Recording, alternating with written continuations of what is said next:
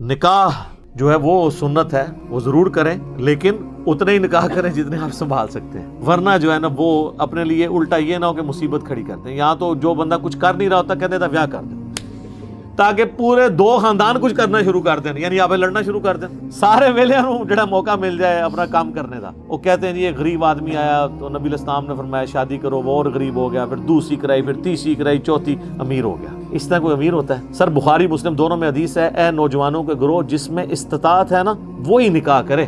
نکاح کرنا تمہاری عفت اور عصمت کی حفاظت اور نگاہوں کو نیچے رکھنے کا ذریعہ ہے، اور اگر تم نکاح کی استطاعت نہ رکھو تو روزے رکھ کے اپنی شہوت کو ٹھنڈا کرو۔ یہ حدیث بخاری میں بھی ہے، مسلم میں بھی۔ تو وہاں حضور کہہ سکتے تھے نا کہ استطاعت نہیں ہے تو جلدی سے شادی کر لو تاکہ امیر ہو جاؤ، استطاعت صاحب استطاعت بن جاؤ، نہیں۔ اور یہاں استطاعت سے مراد فائنینشیل استطاعت ہے، باقی اگر سیکچوئل استطاعت کا ہو تو وہ تو آلریڈی اس میں موجود ہے، تبھی تو کہا جا رہا ہے کہ روزے رکھو، ورنہ تو اس کی نکاح ہی نہیں ہوگا۔ تو استطاعت ہو تو نکاح کرو، اور اگر استطاعت نہیں تو روزے کے ذریعے اپنی شہوت کو ایڈریس کرو۔ پھر بخاری مسلم میں وہ حدیث ہے جو 3 اصحاب غیر موجودگی میں نبی علیہ السلام کی ازواج کے پاس پردے میں آ کے حضور کے معاملات پوچھتے ہیں، تو وہ نبی علیہ السلام تو ایک نارمل زندگی گزار رہے تھے، آپ رات کو سوتے بھی تھے، آپ نفلی روزہ رکھتے بھی تھے، نہیں بھی رکھتے تھے۔ تو بخاری مسلم کے الفاظ ہیں، انہوں نے نبی علیہ السلام کی عبادت کو ہلکا جانا اور پھر آپس میں گفتگو کرتے ہوئے کہا کہ اللہ کے نبی تو بخشے بخشائے ہیں، ان کو کیا ضرورت ہے۔ ایک نے کہا کہ میں پوری زندگی شادی نہیں کروں گا، صرف اللہ اللہ کروں گا۔ دوسرے نے کہا کہ میں روزانہ روزہ رکھوں گا، اور تیسرے نے کہا کہ میں روزانہ پوری رات جاگا کروں گا۔ یہ کہتے ہیں 40 سال تک عشاء کے وضو سے فجر اے تکیو کیا ہوندا ہے انہاں نال۔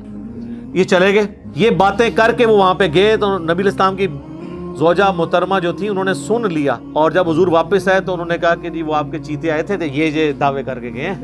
حضور نے کہا بلاؤ ان کو۔ بخاری مسلم کے الفاظ ہیں، بلایا گیا، آپ فرمایا اللہ کی قسم میں تم سے زیادہ اللہ کا تقوی رکھتا ہوں۔ یہ پہلا جملہ یہ چھکا تھا کہ تم تقوی اور نیکوکاری یہ سمجھتے ہو کہ یہ حرکتیں کرو گے اور مجھ سے زیادہ کوئی نیک ہو سکتا ہے؟ میں اللہ کا پیغمبر ہوں، میں تم سے زیادہ اللہ کا تقوی رکھتا ہوں، میں نفلی روزے رکھتا بھی ہوں، چھوڑ بھی دیتا ہوں، میں رات کو آرام بھی کرتا ہوں اور اٹھ کے نماز بھی پڑھتا ہوں، یعنی ایک نارمل لائف گزار، اور میں نے بیویاں بھی رکھی ہوئی ہیں، نکاح کیے ہوئے ہیں۔ پھر آپ نے فرمایا فمن رغب عن سنتی، جس نے میری سنت کو چھوڑ دیا۔ ویسے عموماً بولا جاتا ہے النکاح سنتی، وہ بھی حدیث کے الفاظ اس میں تو نہیں ہے، ابن ماجہ میں ایک روایت موجود ہے، لیکن اس میں امپلائڈ ہے کہ تینوں چیزوں کے بارے میں آپ نے مشترکہ کہا کہ فمن رغب عن سنتی، جس نے میرے طریقے کو چھوڑ دیا، یعنی میرے طریقے میں تینوں چیزیں کہ نکاح کرنا چھوڑ دیا، یا اس نے روزانہ جاگنا شروع کر دیا، عشاء کے وضو سے 40 سال تک فجر پڑھنی شروع کر دی، میرے لو فارغ جے۔ او ہن ایک بازی کرتے ہو سکتا ہے، اللہ نے نبی دا مننے والا نہیں ہو سکتا۔ تو خدا کے لیے اپنے بزرگوں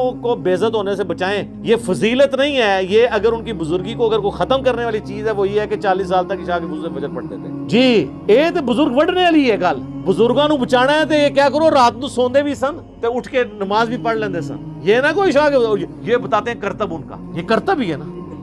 یہ تو یہ حدیث دیکھ، اور اس حدیث پہ نا امام بخاری نے باب باندھا ہے کہ عبادت میں غلو کرنا ناپسندیدہ عمل ہے، یہ ہے کتابوں کا دین اور وہ ہے بابوں کا۔ اسی تو ہم عرض کرتے ہیں کہ مرنے سے پہلے اے مسلمان کر لے اس پہ غور، کتابوں کا خدا اور ہے، بابوں کا خدا اور۔ یہ بابوں نے تو پتہ نہیں کس خدا کا تعارف آپ کو کروایا ہے، جو کتابوں کا خدا ہے نا، جو پیغمبروں کا خدا ہے، وہ تعارف اس طرح کرواتا ہے اپنا، اور یہ فضیلت بتا رہے ہوتے ہیں۔ ایک اور حدیث ہے بخاری اور مسلم دونوں میں، حضرت عبداللہ بن عمر بن عاص کی بیوی نے حضور کو شکایت بھیجی کہ یہ جو آپ کا صحابی ہے نا یہ میرے حقوق پورے نہیں کرتا، یہ روزانہ روزہ رکھتا ہے اور رات کو بھی پوری رات عبادت کرتا رہتا ہے۔ تو نبی علیہ السلام نے ان کو بلا کے پوچھا کہ اے عبداللہ میں نے تمہارے بارے میں یہ سنا ہے، کیا ایسا ہی ہے؟ انہوں نے عرض کی یا رسول اللہ ایسا ہی ہے۔ وہ تو ایکسپیکٹ کر رہے تھے حضور کہنے کے یار ادھر آنا ذرا جفی پا، تو صحیح نکلے ہیں میرے صحابہ وچوں۔ ہاں فرمایا عبداللہ اگر ایسا کرو گے پوری رات جاگو گے تو تم اندھے ہو جاؤ گے، تمہاری آنکھوں کا بھی تم پہ حق ہے، تمہارے جسم کا بھی تم پہ حق، تمہاری بیوی کا بھی تم پہ حق ہے۔ پھر نبی علیہ السلام فرمایا دیکھو میں بھی تو ایک لائف زندگی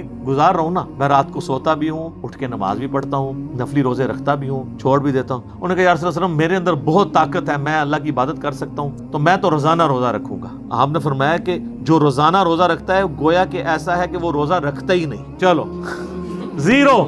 یہاں کتنے بزرگوں کا کہتے ہیں جی اینے سال تو انہوں کا روزہ ہے، او خدا دا نائے گلاں بند کر دو، بزرگی بچانی سے کسی دی ہے، پٹھیاں پٹھیاں گلاں بند کرو۔ آپ فرمایا جو روزانہ روزہ رکھتا ہے گویا وہ روزہ نہیں رکھنے والا۔ پھر آپ نے فرمایا کہ مہینے میں 3 روزے رکھ لو یہ گویا ایسا ہے کہ تم ہمیشہ روزے رکھتے ہو. ان کا یا رسول اللہ میرے میں اس سے زیادہ طاقت ہے. پھر حضور نے اور بڑھائے کرتے کرتے آپ نے آخر میں فرمایا کہ بس اتنی اجازت ہے کہ ایک دن روزہ رکھو ایک دن نہ رکھو, یہ داودی روزے ہیں, اس سے زیادہ میں تمہیں اجازت نہیں دوں گا. تو پھر جب وہ بوڑھے ہو گئے نا تو وہ پھر وہ یاد کرتے تھے اس حدیث کو, کہتے تھے او کاش میں نے حضور کی وہ والی فیسلٹی لے لی ہوتی, اب مجھ سے نہیں روزے رکھے جاتے. تو وہ حضور نے تو مجھے پہلے اتنی بڑی آفر کی تھی. خیر ہمارے لیے تو اس سے بھی آسان آفر ہے. صحیح مسلم میں حدیث ہے, جامعہ ترمذی میں, سنن ابی داؤد میں, سنن نسائی میں, سنن ابن ماجہ میں, یہ جو 6 مین اہل سنت کی کتابیں ہیں نا, بخاری کے سوا باقی 5 کی 5 کتابوں میں حدیث ہے کہ جو رمضان کے روزے رکھے اس کے بعد شوال کے 6 روزے رکھ لے, گویا اس نے پوری زندگی کے روزے رکھے. یعنی ہر سال وہ رکھتا رہے نا تو سال سال کے اس کے روزے ہوتے رہیں گے, اور وہ 6 روزے آپ پورے مہینے میں کسی بھی وقت رکھ سکتے ہیں. بعض کہتے ہیں ایک فوراً بعد رکھ لو باقی بعد رکھ لو, بعض کہتے ہیں فوراً رکھ لو. نہیں, ایسی کوئی نہیں ہے, پورے مہینے میں آپ کسی بھی وقت 6 روزے وہ پورے کر لیں جس طریقے سے مرضی. ساتھ رکھنے کا یہ فائدہ ہوتا ہے, ایک روٹین بنی ہوتی ہے تو رکھنے آسان ہو جاتے ہیں, کیونکہ بعد میں پھر جیسے ہی تھوڑی گیپ آتا ہے نا تو پھر رکھنے مشکل ہو جاتے ہیں. بہتر یہ ہے کہ عید کے فوراً بعد روزے ساتھ شروع کر دیے جائیں, جتنا آسانی کے ساتھ کوئی رکھ سکتا ہے. تو وہ بھی گویا اس طرح ہے جس طرح پورے سال کے روزے رکھنے والا ہے. تو سر یہ کتابوں کا دین بہت آسان ہے. میں اکثر اپنے بھائیوں سے کہتا ہوں, لوگ تو یہ کہتے ہیں کہ علم دین آئے گا تو پھر مشکل ہو جاتی ہے, عمل کرنا پڑ جاتا ہے. سر یہ لوگ کہتے ہیں, حالانکہ اگر آپ کے پاس علم دین آ جائے نا تو آپ کے لیے دین پہ چلنا آسان ہو جاتا ہے. کئی کام آپ ایسے کر رہے ہوتے ہیں جو فضول ہوتے ہیں اور آپ نے خام خواہ اپنے آپ کو مصیبت میں ڈالا ہوتا ہے, اور وہ اللہ کی نافرمانی کے کام ہوتے ہیں, اور آپ اس میں مشقت اٹھا کے تو بڑے ثواب کی امید لگائے بیٹھے ہوتے ہیں, جبکہ اللہ نے اسے 0 سے ملٹیپلائی کرنا ہے. صحیح مسلم میں حدیث ہے, نبی الاسلام فجر کی نماز پڑھنے کے بعد اپنے گھر تشریف لائے اور پھر آپ کہیں نکل گئے تو آپ نے اپنی زوجہ سیدہ جویریہ کو دیکھا کہ وہ مصلی پہ بیٹھی ہوئی ہیں. تو آپ کافی دیر بعد جب واپس آئے نا تو وہ ابھی تک مصلی پہ بیٹھی ہوئی تھی. کم از کم 1.5-2 گھنٹے تو بنتے ہیں فجر سے لے کے اشراق تک, اور اس کے بھی بعد حضور تو صحیح مسلم میں آتا ہے کہ کافی جب سورج بلند ہوتا تھا تو واپس آتے تھے. تو آپ جب گئے یعنی فجر کے لیے جا رہے تھے تو وہ مصلی پہ تھی, اور واپس اتنی دیر بعد آئے تو مصلی پہ ہی تھی. آپ میں تم صبح کی بیٹھی ہوئی ہو مصلی پہ, اور میں نے آنے کے بعد 3 کلمات 4 کلمات 3 دفعہ کہے ہیں, اور مجھے اس سے زیادہ ثواب مل گیا جو تم صبح سے بیٹھی ہوئی ہو. سبحان اللہ و بحمدہ عدد خلقہ ورضا نفسہ وزنۃ عرشہ ومداد کلماتہ. یعنی سبحان اللہ و بحمدہ کے ساتھ 4 کلمات, عدد خلقہ ورضا نفسہ وزنۃ عرشہ ومداد کلماتہ. اس کو 3 دفعہ میں نے پڑھا اور تم سے زیادہ ثواب مل گیا. یہ ہم نے صبح شام کے اذکار میں یہ بلو کارڈ کے اندر وظیفہ ڈالا ہوا ہے. تو سر ثانیہ. اب جس کو یہ پتا ہوگا, خصوصاً میرے جیسا بندہ جو مسجد میں فرض کے بعد زیادہ دیر بیٹھ نہیں سکتا مولویوں کے شر سے بچنے کی وجہ سے, تو ہم تو پہلے بہت بیٹھا کرتے تھے, اب تو کہیں نہیں بیٹھ سکتے, تو پھر ہم اسی طریقے سے گزارا کر لیتے ہیں.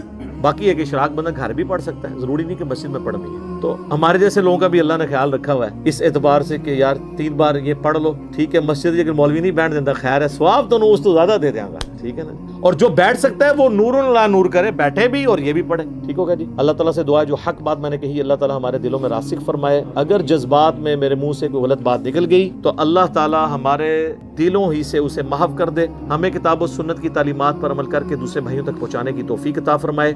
سبحانک اللہم و بحمدک اشہد ان لا الہ الا انت استغفرک و اتوب الیک وما علینا الا البلاغ المبین. جزاکم اللہ خیرا.